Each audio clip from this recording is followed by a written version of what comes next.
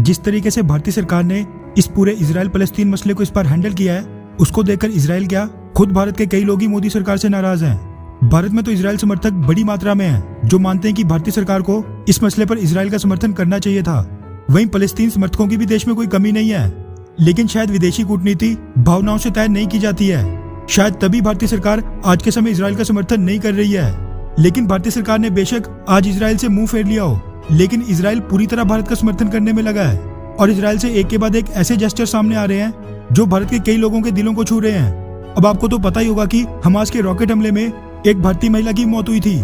उनकी मौत पर दुख प्रकट करने इजरायली एम्बेसडर रॉन माल्का खुद ही सामने आए थे और इस पर इजराइल की तरफ से संवेदना प्रकट करने के साथ साथ सौम्य संतोष के 9 साल के बेटे के प्रति भी उन्होंने सहानुभूति और दुख प्रकट किया था। इतना ही नहीं, उसके ठीक एक दिन बाद भारत में इजरायली एम्बेसी की डिप्टी एनवॉय येडिडिया क्लैन ने यह ऐलान किया था कि सौम्य संतोष के परिवार का ख्याल अब से इजराइल रखेगा ताकि उनको कोई भी दिक्कत ना हो।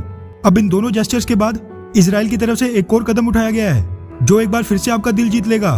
दरअसल ANI news agency, the new Indian express, NDTV India और कई मीडिया हाउसेस के वाले से मीडिया रिपोर्ट सामने निकल कर आ रही है कि केरला की महिला सौम्य संतोष, जिनकी मौत हमास के रॉकेट हमलों में इजराइल में हुई थी, इजरायली डिप्लोमेट्स उनकी मौत पर शोक और संवेदना प्रकट करने के लिए केरला में उनके घर उनके अंतिम संस्कार में हिस्सा लेने गए थे।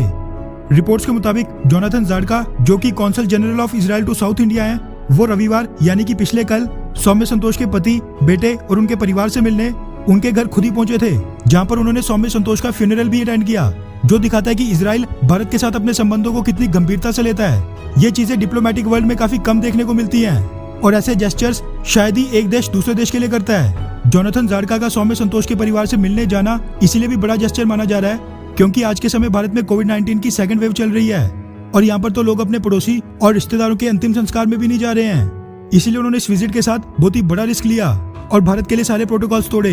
वहीं भारत द्वारा समर्थन न देने के बाद भी इजराइल भारत को लगातार ऐसे जेस्चर दे रहा है जो दिखाता है कि इजराइल ने भारत के साथ अभी भी काफी पेशेंस रखी है। वहीं आपको बता दूं कि इस विजिट की जानकारी देते हुए consul general of Israel to South India Jonathan Zadka ने पिछले कल एक ट्वीट करके कहा, सौम्य संतोष के परिवार और दोस्तों के प्रति अपनी संवेदना और सहानुभूति व्यक्त करने के लिए मैं अपने आप को सम्मानित महसूस कर रहा हूँ। मेरी प्रार्थना उस परिवार के साथ है जिसने कायराना हमास आतंकवादी हमले में अपने परिवार का फरिश्ता खोया है। अब इजराइल की तरफ से ये जेस्चर इतना खास क्यों हो जाता है? क्योंकि ना ही भारतीय सरकार ने, ना ही होम मिनिस्ट्री ने, ना ही विदेश मंत्रालय ने और ना ही सरकार के किसी स्पोक्स पर्सन ने सौम्य संतोष के परिवार से उनकी मौत पर संवेदना प्रकट की और ना ही अपने देश के नागरिक की मौत के जिम्मेदार हमास आतंकवादी संगठन की आलोचना की।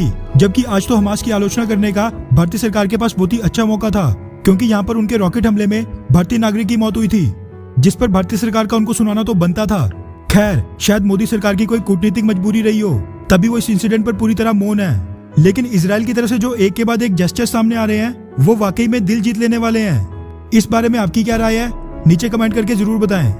अच्छा सुनो, चैनल को सब्सक्राइब करो, उसके बाद घंटी बजा देना ताकि अगली वीडियो आपसे मिस ना हो पाए।